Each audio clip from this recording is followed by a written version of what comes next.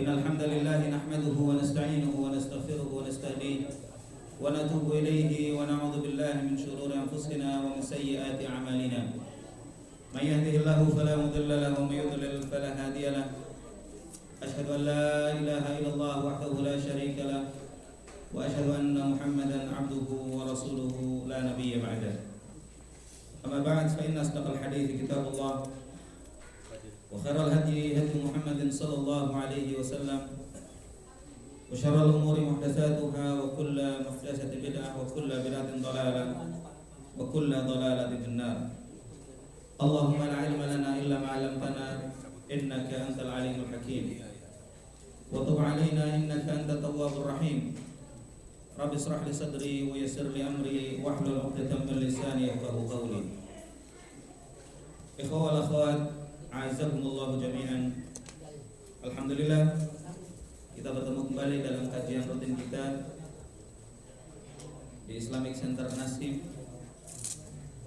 yang pada hari ini tanggal 12 Rajab 1436 Hijriah,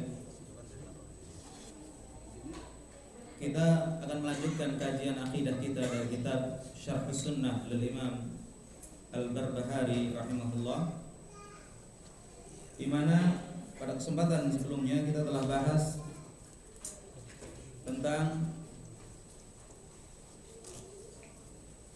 akidah Ahlus Sunnah wal Jamaah terkait dengan hancurnya dan binasanya seluruh makhluk yang Allah kehendaki padanya kebinasaan, kecuali pada makhluk-makhluk tertentu seperti surga dan neraka, seperti Allah dan qalam serta arsy dan yang lainnya yang sudah kita bahas pada kajian akidah sebelumnya. Pada kesempatan kali ini kita akan memasuki poin yang ke-59 dari silsilah akidah Ahlus Sunnah wal Jamaah, yaitu wal imanu bil qisas yaumal qiyamah bainal khalqi kullihim. Ahlus Sunnah wal Jamaah meyakini bahwasanya di hari kiamat nanti semua makhluk akan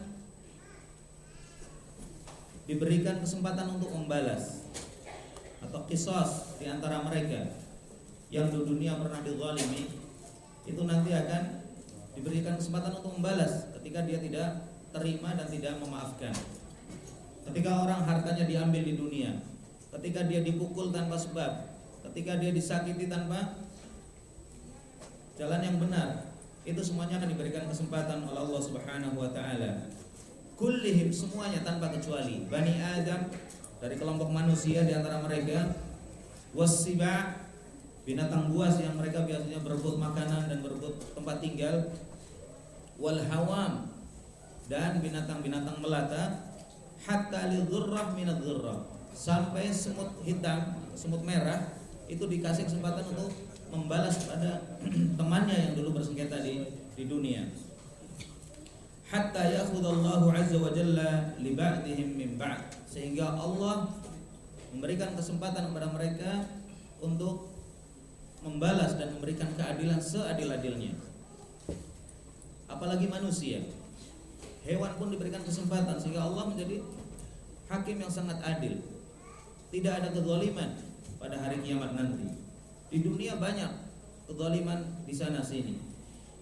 Dari waktu ke waktu kezaliman selalu dilakukan, bukan hanya oleh manusia saja, namun juga oleh hewan, binatang buas, dan dari kalangan jin.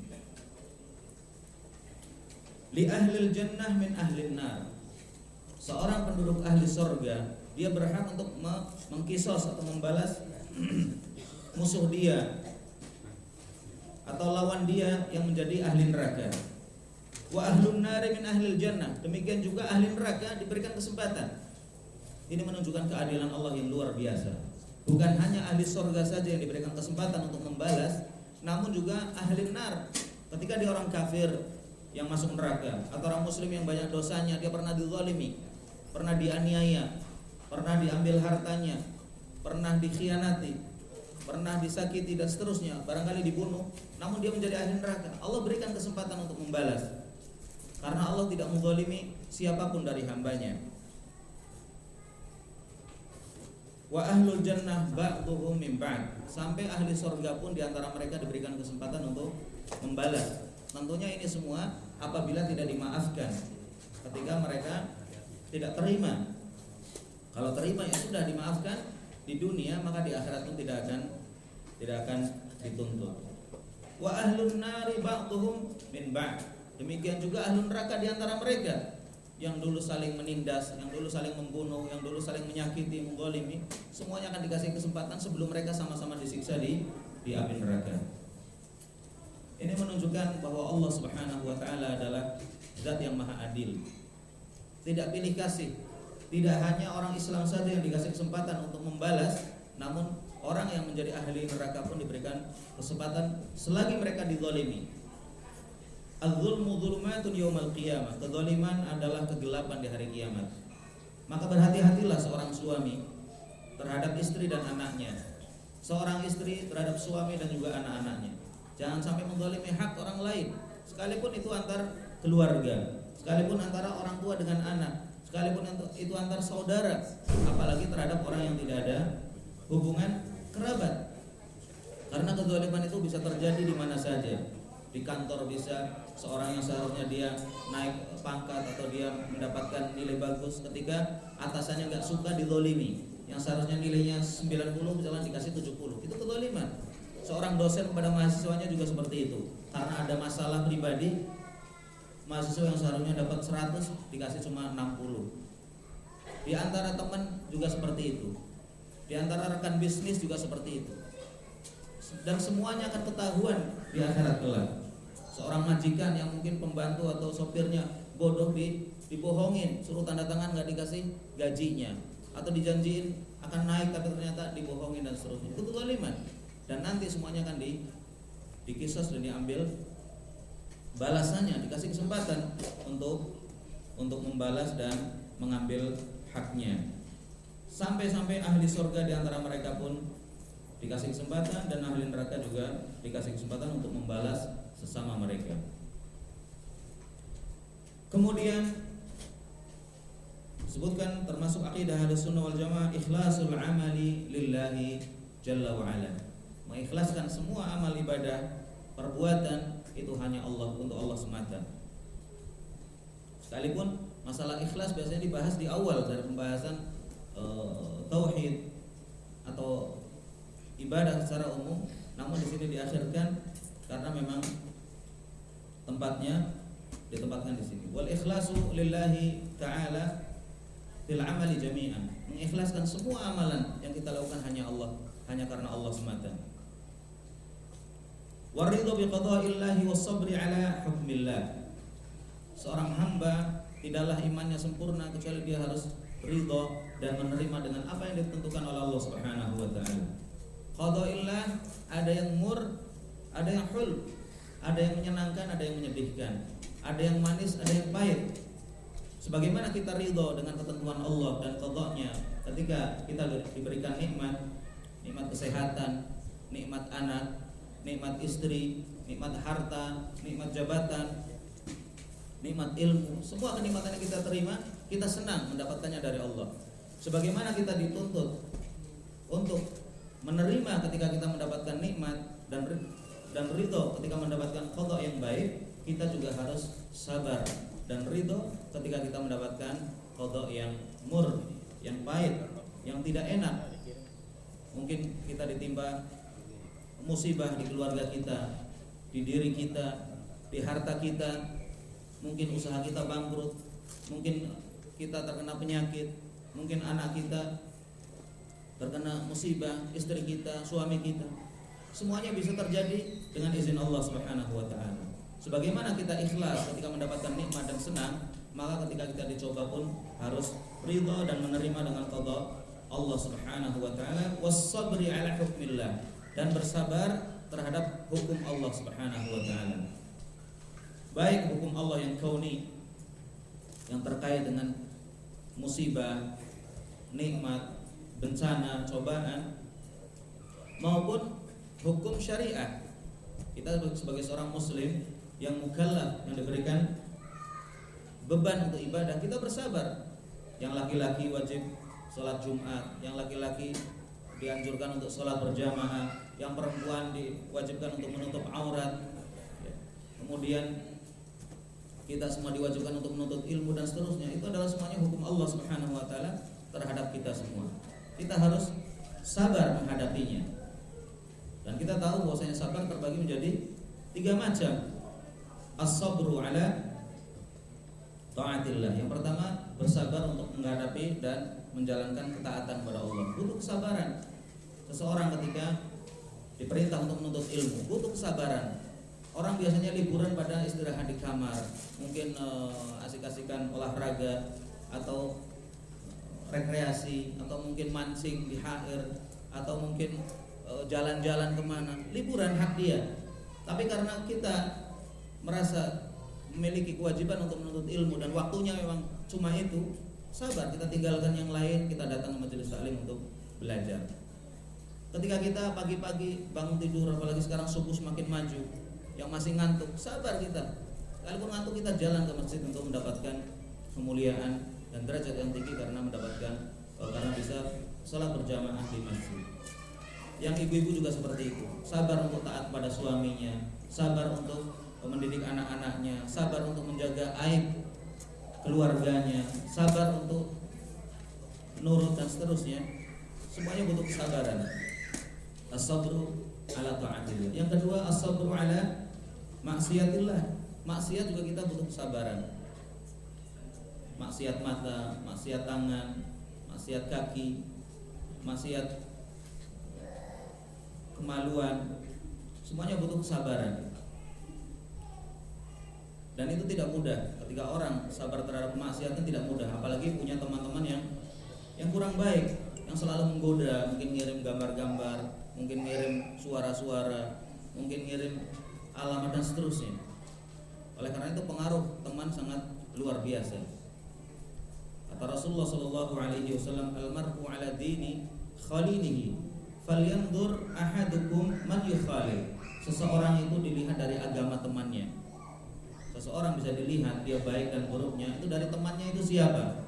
Maka hendaklah setiap orang di antara kalian melihat siapa yang menjadi teman dia. Kita boleh berteman dengan siapapun, tapi khalil itu teman akrab, itu kita harus pilih-pilih. Teman yang kita jadikan tempat curhat, kita sering share informasi dan mungkin masalah, itu harus hati-hati. Kenapa? Karena kalau tidak, dia akan mempengaruhi kita. Kalau tidak, dia akan memberikan masukan-masukan yang jelek ketika kita sedang terkena cobaan oleh Allah Subhanahu wa taala. Mungkin dia ajak sesuatu yang tidak dibenarkan. Banyak orang terjerumus ke dalam dosa karena dijerumuskan oleh temannya. Kamu di sini gak ada istri, udah setahun 2 tahun, apa nggak kesepian? Akhirnya dikasih nomor. Tadinya mungkin cuma SMS doang, lama-lama chatting, kemudian telepon, kemudian ketemu, sudah. Subhanallah, gara-gara teman. Kadang-kadang dia mungkin nggak ada niatan sama sekali, tapi setan datang melalui teman itu untuk menggodanya. Orang yang tidak pernah terlintas pada dirinya judi, dipengaruhi, coba kamu itu teman kemarin dapat 50.000, pasang Thailand misalnya. Akhirnya lama-lama tergoda, iya, kalau saya kerja mungkin 1 tahun nggak dapat segitu.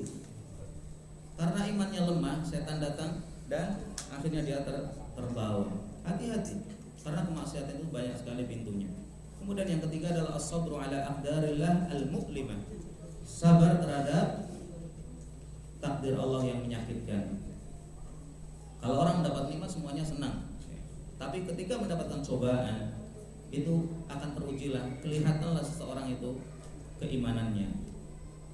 Dan Rasulullah sallallahu alaihi wasallam bersabda, "Innallaha idza ahabba 'abdan ibtala." Allah itu kalau cinta sama hambanya, Allah akan coba, nggak mungkin dibiarkan. Dicoba sesuai dengan kadar keimanan dia. Oleh karena itu, Rasulullah sallallahu alaihi wasallam bersabda dalam hadis lain, "Asyaddun nasi bala'an al-anbiya." Orang yang paling berat cobaannya adalah para nabi. Para nabi itu banyak yang mereka dibunuh, yang diancam oleh kaumnya, yang disakiti, dizalimi, sampai Nabi kita Muhammad sallallahu alaihi wasallam berapa kali dicoba untuk dibunuh. Bahkan salah satu penyebab wafatnya beliau diantaranya adalah karena beliau sempat mencicipi racun yang diberikan oleh seorang perempuan Yahudi, sampai akhirnya menyebabkan beliau sakit dan wafat. Itu para nabi. Kemudian sumalladzina yalunahum, para sahabat, para tabi'in dan orang-orang yang beriman setelah mereka. Wal imanu bima qala azza wa jalla, dan beriman dengan apa yang Allah firmankan, baik difirmankan dalam Al-Qur'an maupun dalam hadis Al-Qudsi. Wal imanu bi aqdarillahi kulliha khairiha wa syarriha. Kita harus beriman dan yakin bahwasanya semua takdir Allah itu adalah ketentuan yang terbaik untuk hambanya, baik menurut kita maupun yang buruk menurut kita, tapi itu semuanya akibatnya adalah baik. Huluwiha wa murriha, yang manis maupun yang pahit. Qad alimallahu ma ala ibadu amilun. Allah Maha tahu apa yang akan dilakukan oleh seorang hamba. Allah tahu bahwa si fulan akan sabar, si fulan akan tidak sabar dan menolak dengan ketentuan Allah. Si fulan akan lulus dalam ujian itu dan si fulan tidak. Dia mungkin akan kufur, dia akan menghujat Allah, akan mencela Allah dan seterusnya. Wa ila ma hum sairun, dan Allah juga tahu kemana mereka akan menuju. Si fulan akan masuk surga, si fulan akan masuk neraka. Allah tahu. La yakhrujuna min ilmillah wa la yakunu fil aradina wa la fis samawati illa alimallahu azza wa jalla. Dan apa yang kita lakukan di muka bumi ini tidak akan keluar dari pengetahuan Allah dan kehendaknya. Kalau tidak hati-hati memahami hal seperti ini, bisa terjerumus ke dalam keyakinan sesat, yaitu al-jabariyah. Keyakinan jabariyah itu meyakini bahwa manusia itu seperti ar-rish fi mahabbatir rih, seperti bulu yang tertiup angin, nggak punya daya sama sekali, tidak bisa melawan. Atau kalau istilah kita seperti wayang di tangan dalangnya. Tergantung dalangnya, kalau dimenangkan ya menang, kalau dikalahkan kalah. Manusia tidak seperti itu dalam akidah Ahlussunnah wal Jamaah. Benar, manusia tidak bisa keluar dari ketentuan Allah. Manusia tidak bisa, atau hamba tidak bisa keluar dari takdir Allah. Namun manusia diberikan kesempatan untuk memilih. Allah Subhanahu wa taala berfirman, "Fahadainahu an-najdain." Telah kami tunjukkan padanya dua jalan. Ini jalan surga, ini jalan ke neraka. Silahkan pilih. Dan kita merasa dalam kehidupan gak pernah terpaksa. Antum mau datang ke pengajian atau tidak, kita yang pilih. Antum mau bangun sholat subuh di masjid atau di rumah, antum yang pilih. Antum ingin pakai jilbab atau tidak, antum yang pilih. Semua kita memiliki pilihan. Namun pilihan kita, betapapun itu pilihan kita, itu sebenarnya sudah Allah tentukan. Tapi kita punya pilihan, tidak seperti Jabariyah. Jabariyah itu keyakinannya manusia terpaksa, manusia gak punya usaha. Ini keliru.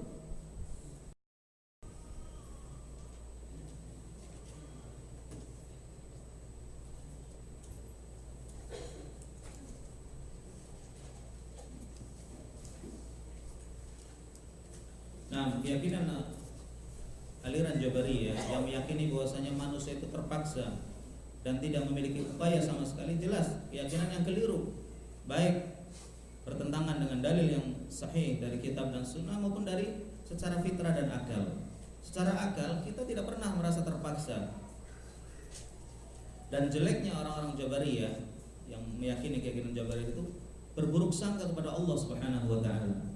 Bagaimana tidak ketika seseorang melakukan maksiat, naudzubillah min dzalik, seorang ketika berzina, itu dikatakan dia dipaksa oleh Allah Subhanahu wa taala untuk berzina. Ketika seorang mencuri, dia dipaksa oleh Allah untuk mencuri. Ketika seorang membunuh juga dipaksa oleh Allah untuk membunuh. Ini su'ul adab ma'allah, merupakan adab yang sangat buruk pada Allah. Bagaimana mungkin Allah menghendaki keburukan pada hambanya? Dan Allah berfirman, wala yarda li'ibadihil kufur.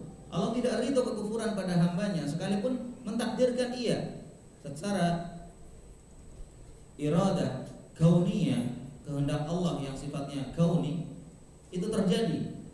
Tapi Allah bukan berarti ridho orang pada kufur, orang pada menyembah berhala.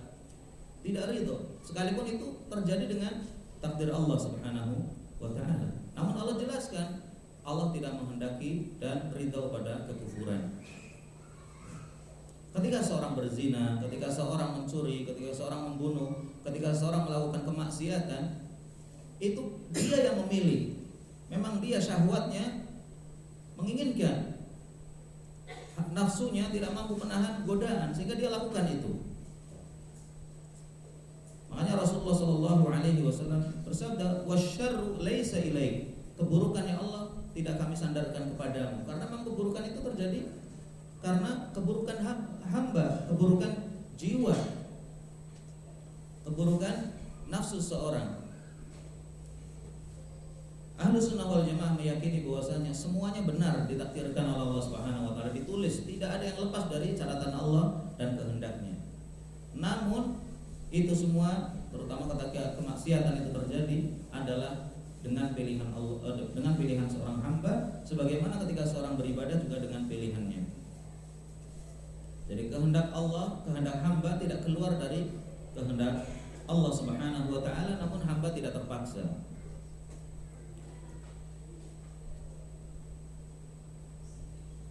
La yakhrujuna min ilmillah wa la yakunu fil aradin wa la fis samawati illa ma 'alimallahu 'azza wa jalla. Dan tidak ada sesuatu pun baik di langit maupun di bumi kecuali telah diketahui oleh Allah Subhanahu wa taala. Wa ta'lam annama asabaka lam yakun liyukhti'ak. Dan ini perlu kita renungi. Ketahuilah bahwasanya apa yang menimpamu tidak akan lepas darimu dan luput darimu. Apa yang menjadi milik kita pasti akan menjadi milik kita, baik kita cari dengan cara yang benar maupun yang salah. Oleh karena itu Rasulullah Shallallahu Alaihi Wasallam bersabda, "Fa'ajmilu fit talab, kullun muyassarun lima khuliqa lahu." Segala sesuatu sudah dimudahkan untuk diperoleh oleh seseorang sesuai dengan apa yang Allah ciptakan padanya dan tentukan untuknya. Rezeki kita sudah ditentukan berapa miliar, berapa ratus juta, berapa puluh juta, sudah semuanya di Lauhul Mahfuz. Cuman kita nggak tahu kapan rezeki itu akan diperoleh, dengan cara apa rezeki itu kita akan peroleh. Dan rezeki itu akan menjadi milik kita sampai kita meninggalkan dunia ini. Dan seseorang tidak akan meninggal kecuali rezekinya kalau sudah habis. Makanya kita lihat banyak orang di rumah sakit bertahun-tahun nggak meninggal. Kenapa? Pertama memang ajalnya belum datang. Yang kedua rezeki dia masih ada. Dan aku bisa lihat dalam kehidupan sehari-hari, orang yang tidak sakit tiba-tiba meninggal, rezekinya sudah habis saat itu. Orang yang sudah bertahun-tahun di rumah sakit nggak meninggal, padahal prediksi dokter dia seminggu lagi meninggal, sebulan lagi meninggal. Itu prediksi manusia. Tapi hakikatnya yang tahu hanya Allah. Selagi rezeki dia masih ada, tidak mungkin meninggal. Tidak mungkin meninggal. Demikian juga rezeki itu akan diperoleh oleh seorang dengan cara yang Allah kehendaki dan dia tidak tahu. Oleh karena itu Rasulullah SAW bersabda, "Ajmilu fit talab." Perbaikilah cara kalian mencari rezeki, karena rezeki itu akan antum dapati dengan cara yang kalian inginkan. Kalau kita sudah tahu rezeki kita sudah dicatat oleh Allah Subhanahu wa taala, kenapa kita khawatir? Kenapa kita masih mencari dengan cara yang tidak benar?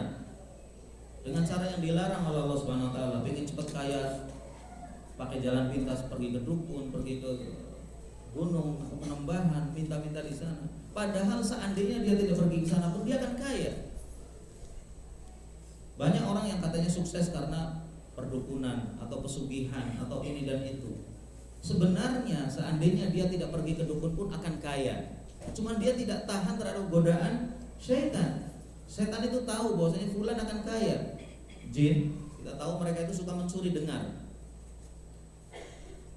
mencuri wahyu dan takdir Allah yang ditentukan dari langit kepada hambanya melalui malaikat. Dan mereka naik ke langit untuk mendengar. Ketika dia dengar, dia langsung sampaikan ke dukun dan dukun ini akan meramal.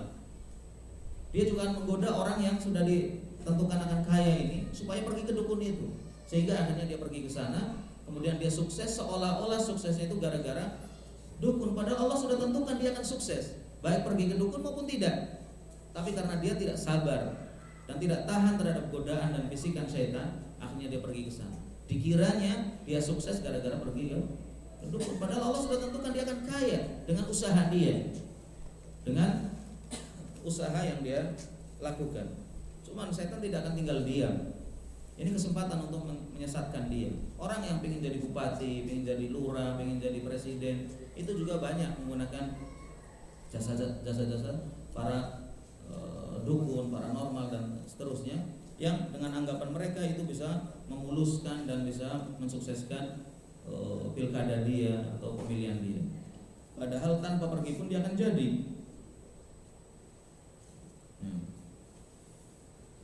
Wala yakunu fil aradin wala fis samawat illa ma 'allama Allah 'azza wa jalla. Wa ta'lamu anna ma asabaka lam yakun liyukhti'ak wa ma akhta'aka lam yakun liyusibak. Dan sesuatu yang bukan milik kita tidak akan mengenai kita, tidak akan kita miliki. Sesuatu yang tidak akan menimpa kita juga tidak akan menimpa kita, sekalipun manusia berusaha untuk mencelakakan kita. Kalau Allah tidak kehendaki tidak akan terjadi. Dia sudah dicoba berapa kali mau dibunuh, berapa kali mau dicelakakan, tapi Allah nggak kehendaki terjadi, dia tidak akan celaka. Wala khaliqa ma'allahi azza wa jalla, dan tidak ada pencipta bersama Allah subhanahu wa ta'ala. Innahul wahidul ahad, dia adalah esa dan tidak ada sekutu baginya. Itu yang terkait dengan takdir dan nasib seseorang di muka bumi ini. Kemudian mu'allif mengatakan akidah yang poin yang ke-62, wa takbiru 'alal janaizi arba', dan salat jenazah itu dilakukan dengan 4 kali takbir. Wa huwa qaulu Malik ibni Anas wa Sufyan ats-Tsauri wal Hasan ibn Salih wa Ahmad ibn Hanbal wal fuqaha, wa hakadha qala Rasulullah sallallahu alaihi wasallam. Ya. Salat jenazah 4 kali takbir dan tidak ada ruku dan sujudnya. Karena itu doa untuk jenazah, bukan untuk sujud kepada jenazah. Sebagaimana disebutkan dalam hadis Abu Hurairah radhiyallahu anhu, anna Rasulullah sallallahu alaihi wasallam na'a an-najashiyya fil yawm alladhi mata fi wa kharaja bihim ila al-musalla fasaffa bihim wa kabbara alaihi 4 takbirat. Rasulullah sallallahu alaihi wasallam ketika diberitahu bahwa Raja Najasyi itu raja Ethiopia, yang dia masuk Islam secara diam-diam, masyarakatnya nggak tahu, mayoritas mereka adalah Kristen, dan sahabat-sahabat Rasulullah pernah hijrah ke sana, hijrah yang pertama. Raja Najasyi masuk Islam dan dia meninggal, sementara di sana tidak ada kaum muslimin yang mensolatinya. Kemudian Rasulullah SAW keluar pada hari yang beliau wafat, kemudian mengajak para sahabat untuk sholat jenazah secara ghaib. Fasaffa bihim, kemudian Rasulullah mengatur shaf mereka dan bertakbir serta sholat 4 takbir dengan 4 kali takbir. Hadis ini diriwayatkan oleh Imam Bukhari dalam kitab Al-Janaiz, bab at-takbir 'alal janazati atau 'alal janazati arba'an. Dan dikatakan wa yajuzu takbir 'alal janazati ila 9 takbirat. Kita kenalnya 4 takbir, namun di sana ada beberapa riwayat bahwasanya boleh mensolati jenazah sampai 9 kali takbir. Li thubutihi 'an Nabi sallallahu alaihi wasallam, karena itu pernah dilakukan oleh Rasulullah sallallahu alaihi wasallam dan riwayat telah ditetapkan datang dari beliau. Dan kita bisa lihat keterangan masalah ini dalam kitab Al-Majmu' Syarh Al-Muhadzab Imam An-Nawawi, kemudian Syarh Sunnah Al-Baghawi, kemudian Subulus Salam Al-Imam As-San'ani, Zadul Ma'ad Ibnu Qayyim, dan Ahkamul Janaiz dari Syekh Al-Albani rahimahullah dalam halaman yang 111 hingga 114. Mungkin ini satu yang baru bagi kita, tapi bisa ditelaah dan itu ada pendapat ulama tentang masalah itu. Kemudian di antara akidah Ahlussunnah wal Jamaah al-imanu bi anna ma'a kulli qatratin malakan yanzilu minas sama' hatta yadha'aha haitsu amara Allah. Subhanallah. Bahwasanya Allah Subhanahu wa taala memberitahukan kepada kita melalui rasulnya, tidaklah ada satu butir hujan yang turun dari langit kecuali di situ ada malaikat yang membawanya. Satu butir air hujan, dan kita nggak tahu berapa miliar, berapa triliun butiran hujan yang jatuh pada setiap musim hujan. Itu setiap butiran itu dibawa oleh malaikat sampai dia menaruh di tempat yang Allah kehendaki.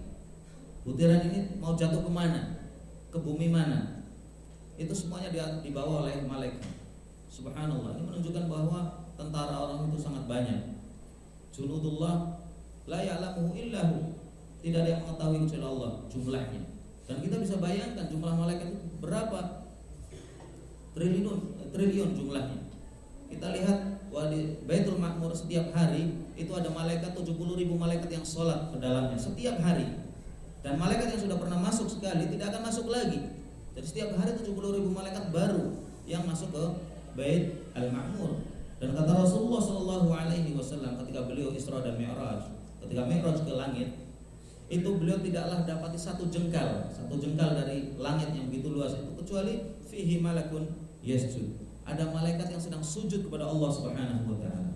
Subhanallah.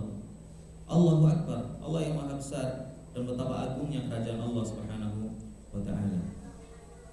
Kemudian di antara akidah Ahlussunnah wal Jamaah yang terakhir adalah al-iman bi anna an-nabiy sallallahu alaihi wasallam hina kallama ahlal qalib yaum Badr ay al-musyrikin kanu yasma'una kalamahu.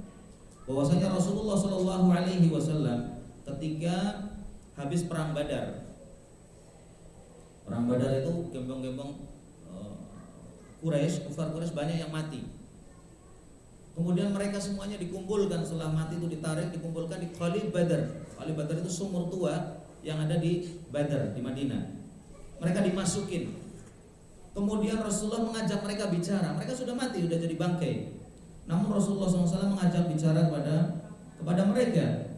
Seperti yang disebutkan dalam Sahih Muslim dalam Al-Jannah wa Sifatu Na'imiha, dalam bab surga dan kenikmatannya, bab ardu maq'adil mayyit minal jannah wal nar, tentang menampakkan tempat duduknya jenazah itu di neraka atau di surga atau di neraka. Dari hadis Anas bin Malik radhiyallahu anhu, anna Rasulullah sallallahu alaihi wasallam taraka qatla Badrin thalathan ثم أتاهم فقام عليهم فناداهم فقال يا أبا جهل ابن هشام يا أمية ابن خلف يا عتبة ابن ربيعة يا شيبة ابن ربيعة أليس قد وجدتم ما وعد ربكم حقا فإني قد وجدت ما وعدني ربي حقا فسمع عمر قول رسول الله صلى الله عليه وسلم فقال يا رسول الله كيف يسمعون وأن يجيبوا وقد جيفوا قال والذي نفسي بيده ما أنتم بأسمع لما أقول منهم ولكنهم لا يقدرون أن يجيبوا ثم أمر بهم فسحبوا فألقوا في قليب بدر. Rasulullah Shallallahu Alaihi Wasallam ketika perang Badar dan kaum muslimin berhasil membunuh gembong-gembong kufar Quraisy, diantaranya Abu Jahal, Utbah bin Rabi'ah, Umayyah bin Khalaf, Syaibah bin Rabi'ah. Mereka semuanya mati. Itu dibiarkan bangkai mereka didiamkan 3 hari sampai membusuk. Kemudian Rasulullah SAW datang ke mereka dan berdiri di hadapan bangkai-bangkai itu dan bersabda, Ya Abu Jahal, wahai Abu Jahal bin Hisham, wahai Umayyah bin Khalaf, wahai Utbah bin Rabi'ah, wahai Syaibah bin Rabi'ah, bukankah kalian telah mendapatkan apa yang Allah janjikan untuk kalian itu benar? Kalian mendapatkan siksa, kalian mendapatkan bencana dan musibah ketika sudah meninggal. Fa inni qad wajadtu ma wa'adani rabbi haqqan. Aku, kata Rasulullah, aku telah mendapatkan apa yang Allah janjikan kepadaku dan para sahabatku, yaitu kemenangan terhadap kalian.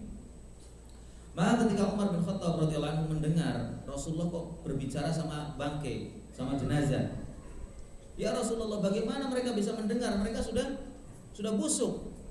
Bagaimana mereka bisa mendengar dan bagaimana mereka bisa menjawab pertanyaan Anda? Maka Rasulullah Shallallahu Alaihi Wasallam bersabda, "Walladzi nafsi biyadihi, demi yang jiwaku ada di tangannya, demi Allah, tidaklah kalian lebih mendengar dari mereka." Jadi mereka ketika diajak bicara oleh Rasulullah, mereka mendengar. Namun walakinnahum la yaqdiruna an yujibu. Namun mereka enggak mampu menjawab. Kemudian mereka disuruh, para sahabat disuruh untuk menarik mereka ya, untuk dilemparkan ke Khalid Badr, untuk dimasukkan ke dalam sumur tua yang ada di Badr. Ya, ini tentunya mukjizat Rasulullah SAW yang bisa mengajak bicara orang yang sudah meninggal dunia dan tidak bisa kita tiru. Namun Ahlus Sunnah wal Jamaah meyakini bahwasanya mereka mendengar, bahwasanya mereka juga mengetahui apa yang Rasulullah sampaikan sekalipun mereka sudah meninggal dunia. Ya, barangkali itu yang bisa kita bahas pada kesempatan kali ini. Mudah-mudahan bermanfaat. Dan sebelum kita akhiri, kita saudara kita Pak Marzuki yang biasanya aktif di jaliat kita, beliau sedang dicoba oleh Allah Subhanahu wa taala dengan penyakit yang saat ini sedang di rumah sakit, dan kita doakan mudah-mudahan operasi beliau yang akan dijalani atau mungkin sudah dijalani mudah-mudahan berhasil dan cepat sembuh seperti sedia kala dan diberikan kesehatan seperti semula kepada keluarga yang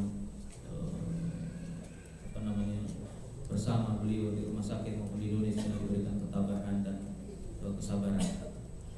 Allahumma rabban nas adhibil ba'sa washfihi anta syafi la shifaa illa shifaa'uka shifaa'an la yughadiru saqama.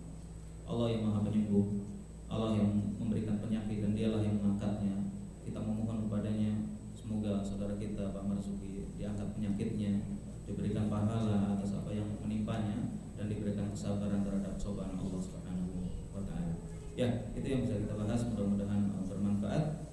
Kita tutup dengan doa kafaratul majlis. Subhanallahumma rabbana wa bihamdik asyhadu an la ilaha illa anta astaghfiruka wa atubu ilaik. Terima kasih atas perhatiannya. Mohon maaf kalau ada kesalahan dan kekurangannya. Billahi taufiq wal hidayah. Wassalamualaikum warahmatullahi wabarakatuh.